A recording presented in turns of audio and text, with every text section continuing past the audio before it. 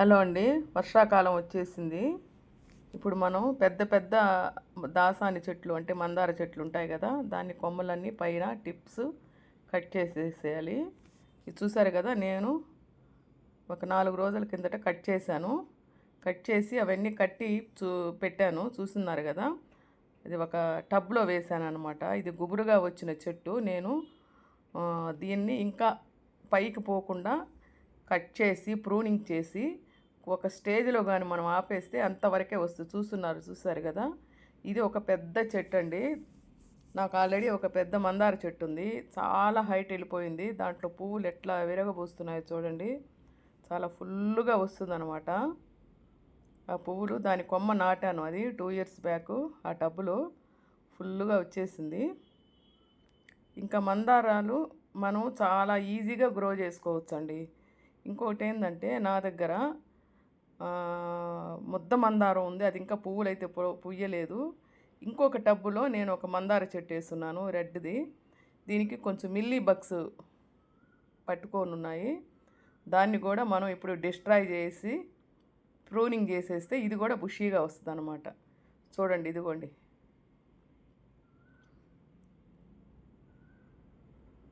ఇక్కడెక్కడో ఉంది milli bugs, చూసారు కదా.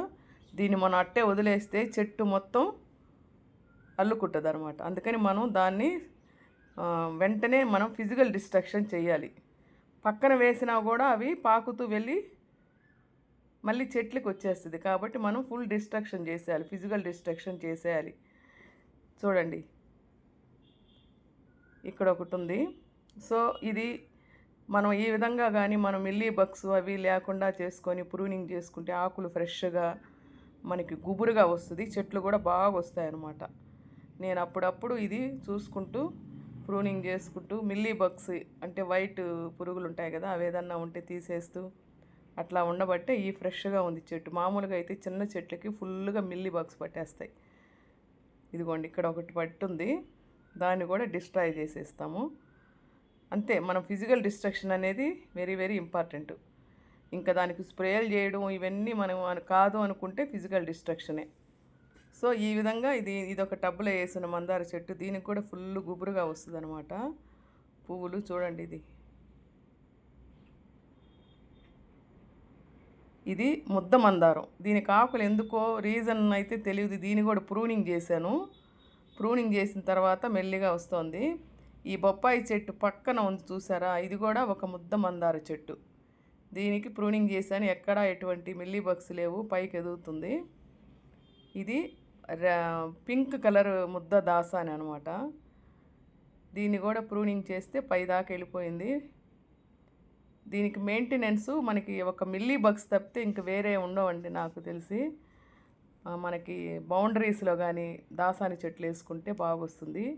ఇది బొప్పాయి చెట్టు, దాంట్లో బొప్పాయి పండ్లు కూడా ఉన్నాయి చూడండి. తర్వాత ఇదేంటో తెలుసా, మిరప దాసాని. చూడండి, సన్నగా ఉంటుంది ఇది. ఇది మిరప దాసాని కాదు, ఇది వైన్ అనమాట. ఏంటంటే ట్రంపెట్ వైన్ ప్లాంట్ ఇది. ఇది పైకి ఎగబాకి ఆ పువ్వులు వేలాడుతూ ఉన్నాయి చూడండి, చాలా షోగా ఉంటుంది. ఇదండి మిరపదాసాని. ఇది కూడా మందార జాతిలో ఒకటి. ఇది ఎట్లా ఉంటుందంటే మిరపకాయ రెడ్ మిరపకాయ కలర్ ఉండి కిందకు వాలు ఉంటాయి. ఈ ఫ్లవర్స్ పైకి ఉండవు అనమాట. ఈ ఫ్లవర్ చూడండి, ఇది మిరపదాసాని అంటారు ఇది. ఈ వీడియో మీకు నచ్చినట్లయితే లైక్ చేయండి, షేర్ చేయండి, సబ్స్క్రైబ్ చేయండి. Thank you.